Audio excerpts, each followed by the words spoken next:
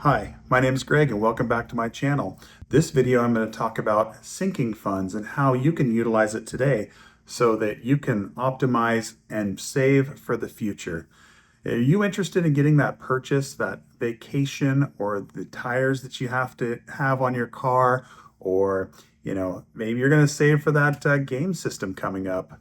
I don't know what your goals are, but whatever they are, a sinking fund can work for you. Are you between the ages of 19 and 39?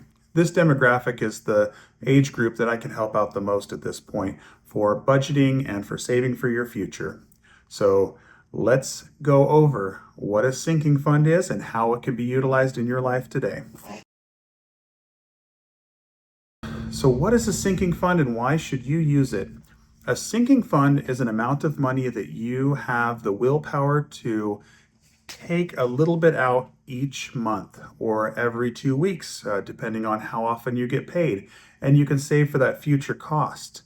Let's say, for example, you need to save $1,200 for those tires that need to be replaced every 6 years. How much money are you going to set aside every month so that you could afford those tires in 6 years? Well, I do have the answer for you today, and the answer is going to be $16.60 per month. Yes, that's it. Don't let that $1,200 purchase catch you by surprise, because can you afford $16.60 per month put away for 6 years? I would say it's possible that you could. That Netflix subscription or the Prime subscription that you subscribe to, I'll bet that that's even more than your 1660. Or how about those couple of outings to the fast food restaurant? Those could as well, exceed the 1660 mark.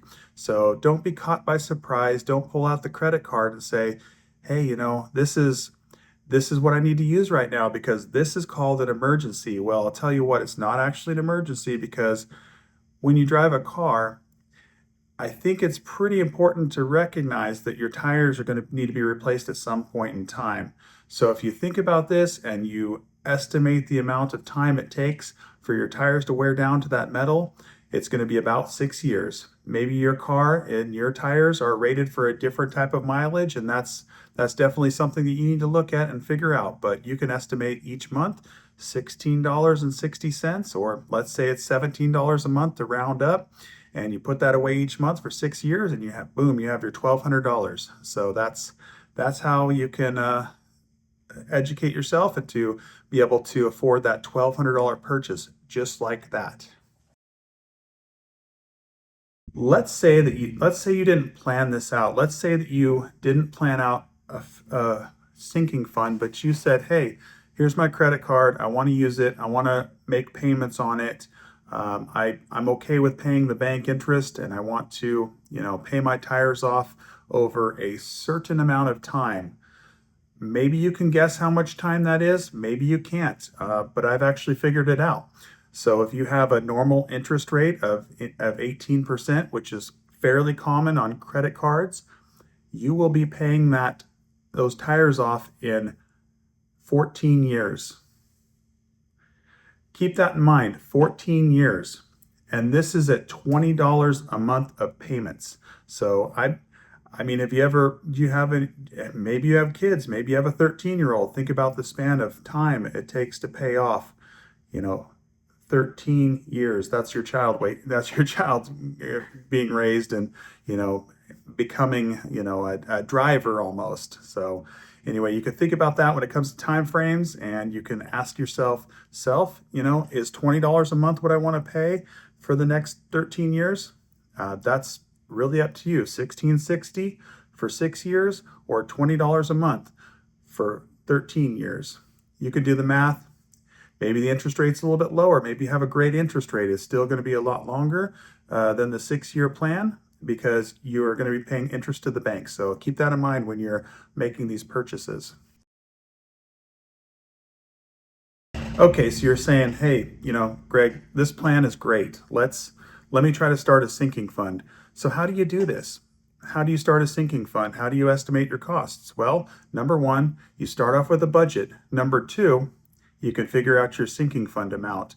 But you have to figure out all of your costs. You have to put it on the spreadsheet. You have to, figure out all of your categories, and you need to figure out how much you need to put away each month based on all of your other bills and your income. So this is something I'm going to go over in a budgeting course that I'm going to put out, but be available for everybody at some point.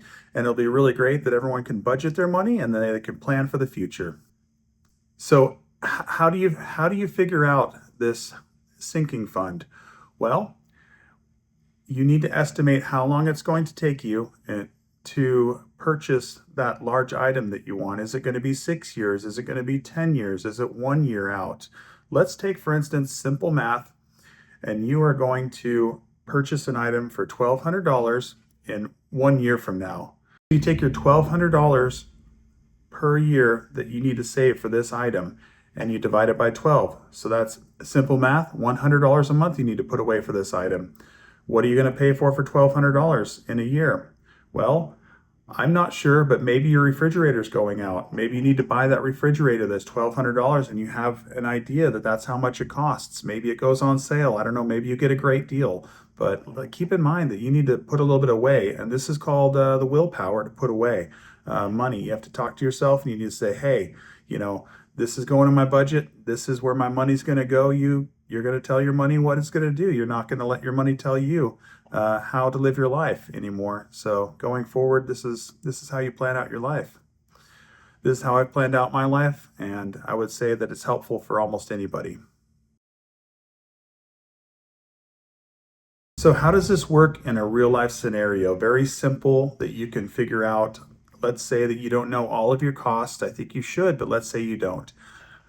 You have a future cost of $3,000, and that's going to happen in the next year that you're going to need to afford. So let's say those are all of your costs put together. So you just take $250 and then you put it into what I would say are a high yield savings account. This is going to yield an estimated 4% return on your money. So you're going to be gaining money when you have your money in the high yield savings account. And it's a little bit tougher to touch too, which is important. You need to not have this accessible to you. So the plan is take money out that you've estimated each month, put it into the high yield savings or normal savings account, or keep it in cash in a safe if you want. I would say make sure it's fireproof so it doesn't burn up in an actual fire. That's very possible. So keep that in mind. So high yield savings account is probably your best option. Is it gets a 4% return, and then you can also, keep it away from yourself, from your own hands, from touching it. Now, what is the difference in a sinking fund? And it sounds very similar to an emergency fund because you're thinking, hey, I have a, $5,000 emergency fund built. What is that for? That's for emergencies. So is purchasing tires, are purchasing tires an emergency for you? I don't know. If a tire blows out like it did on me on my boat trailer when I was taking it home on a 2.5 hour trip, then yes, that's an emergency. I was not able to diagnose whether those tires were good or not, and come to find out, they were definitely not good.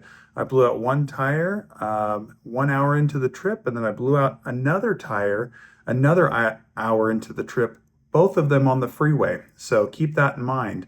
I did find out that when you pop a tire, then everything's fine. It just makes a loud noise and you pull it over and you go to your tire shop and then you get it done and taken care of.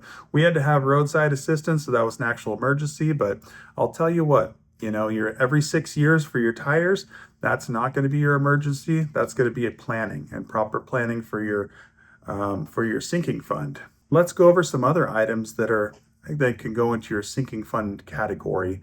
Do you want to take a vacation? How much is your vacation going to cost? Where do you want to go? How much are plane tickets? Gas to get there, maybe wear and tear on the vehicle. That's possible.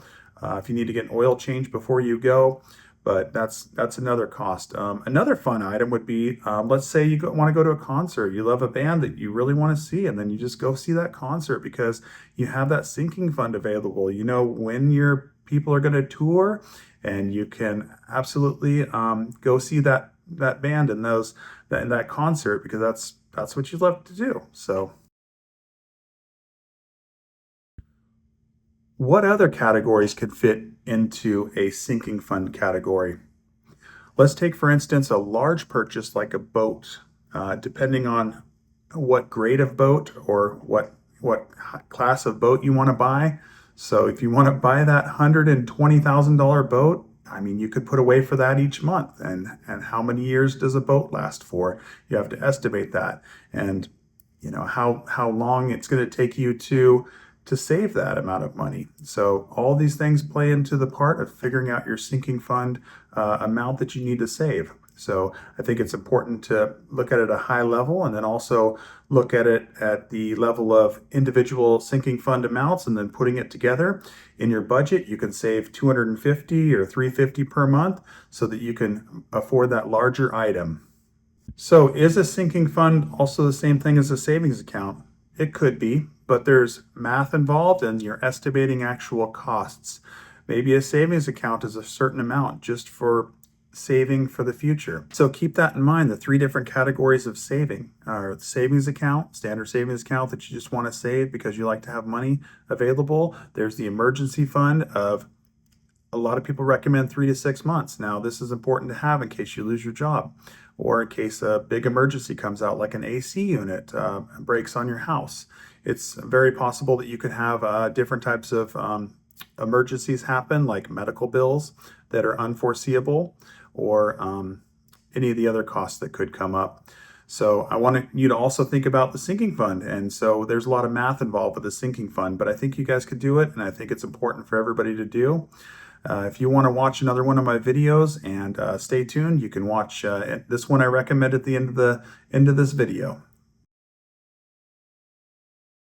So I have a screen share right here. I wanted to go over the math on how to figure out a sinking fund.